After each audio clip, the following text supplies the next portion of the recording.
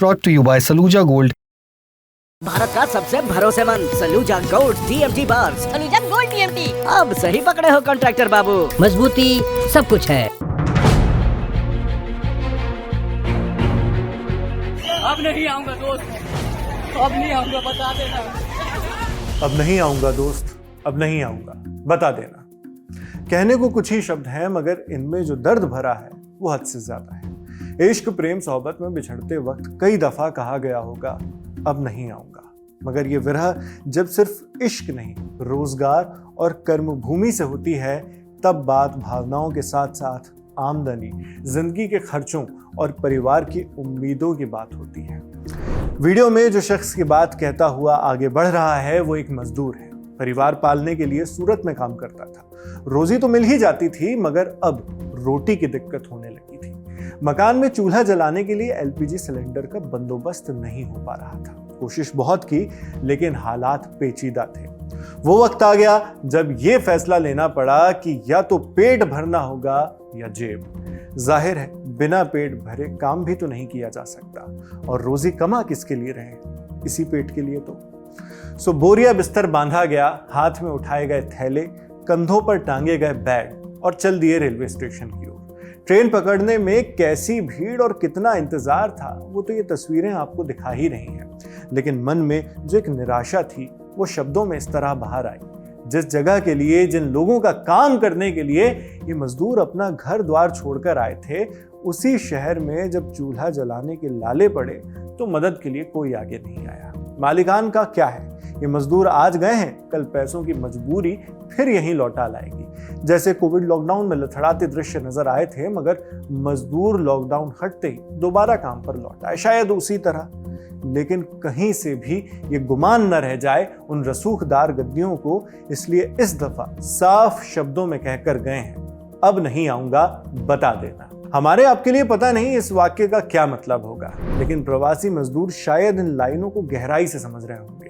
जो इस तरह खुलेआम कह नहीं पा रहे, वो भी मन में तो जरूर दबाए बैठे होंगे। शायद इसके साथ ही एक डर होगा, डर इस चीज का कि कहीं हालात और मजबूरी फिर से यही ठिकाना न दिखा दें जहां आपकी तब तक ही जरूरत है जब तक आपको कोई जरूरत नहीं। यहां ऐसा ठिकाना था गुजरात का सूरत, जो अपनी टेक्सटाइल इंडस्ट्री के लिए दुनिया भर में मशहूर है। ये वीडियो उसी सूरत के उधना रेलवे स्टेशन से आया है। इंडिया टुडे से जुड़े पत्रकार संजय सिंह राठौड़ की रिपोर्ट के मुताबिक 18 अप्रैल को बड़ी तादाद में मजदूर स्टेशन पर इकट्ठा हुए। तादाद इतनी ज्यादा थी कि वेटिंग एरिया के लिए या वेटिंग लॉन्ज जो था वहां पर बैठने को जगह तक नहीं थी। प्रवासी मजदूरों की लंबी लंबी कतारें लगी। सूरत की अलग अलग इंडस्ट्रियल यूनिट्स में दिहाड़ी पर काम करने वाले श्रमिकों को अपने गांव जाना था। ये किसी त्योहार के चलते नहीं, बल्कि किल्लत के कारण था। वेस्टर्न रेलवे का कहना है कि उधना से नॉर्थ इंडिया के रूट पर 6 ट्रेनें चलाई गईं, लेकिन विजुअल्स ये बताते हैं कि ये संख्या प्रवासी मजदूरों की संख्या के सामने कुछ भी नहीं। उन्हें ट्रेन में बैठने का मौका तक नहीं मिल रहा था। उधना स्टेशन पर इतनी भीड़ उमड़ आई कि सिचुएशन कंट्रोल करने के लिए पुलिस को तैनात करना पड़ा। रिपोर्ट है कि पुलिस ने मौके पर लाठी चार्ज भी किया है। इसके वीडियोस भी सामने आए। पुलिस का कहना है कि रविवार वाली स्पेशल ट्रेन की जितनी कैपेसिटी होती है उसके बनिस्बत भीड़ ज्यादा हो गई थी। लोगों को समझाकर भेजा गया, मगर फिर भी भीड़ ज्यादा है। रेलवे स्टेशन, खासतौर पर वेस्टर्न रेलवे की ऑफिशियल पोस्ट की माने तो उधना रेलवे स्टेशन से 21,000 पैसेंजर्स को अलग अलग ट्रेन के जरिए रवाना किया गया। संजय सिंह की रिपोर्ट बताती है कि इतनी बड़ी संख्या में प्रवासी मजदूर इसलिए लौट रहे हैं क्योंकि सूरत में उनके पास LPG गैस का बंदोबस्त नहीं है।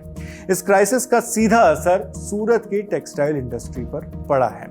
आप जानते हैं कि वेस्ट एशिया या मिडिल ईस्ट में जब से ये जंग जारी है, अमेरिका और इजराइल बनाम ईरान की, तब से स्ट्रेट ऑफ हॉर्मुज ब्लॉक होने के बाद आप जानते हैं स्ट्रेट ऑफ हॉर्मुज से 20%, दुनिया का 20% क्रूड ऑयल कच्चा तेल गुजरता है। जब से स्ट्रेट ऑफ हॉर्मुज बंद है और वहां पर तनाव पैदा हुआ है, तब से दुनिया भर में कच्चे तेल की दिक्कतें आ रही हैं, और इसी दिक्कत का असर LPG के सप्लाई पर भी भी भारत में पड़ा, जिसके कारण नियम सख्त किए गए, पॉलिसीज मजबूत की गई और कुछ इस तरह की डायरेक्शंस हुई जिसकी वजह से सब तक एलपीजी नहीं पहुंच पा रहा है और एलपीजी का एक क्राइसिस भी सामने आया।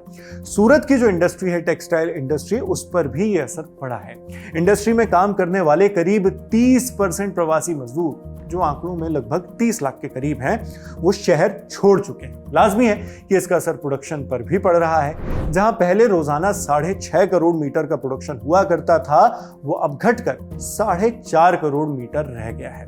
इंडस्ट्रीज को रोजाना करीब 15,000 गैस सिलेंडर्स की जरूरत होती है, लेकिन कमर्शियल सप्लाई सुस्त हो जाने से संकट गहरा गया है। अगर हालात जल्द ही नहीं सुधरे तो और भी मजदूरों की वापसी और इंडस्ट्री को बड़ा झटका लगने की आशंका बनी हुई है। वापसी यानी अपने अपने गांव लौटने की वापसी। ऐसे में इस सिचुएशन से कैसे निपटा जाता है, ये एक सवाल है।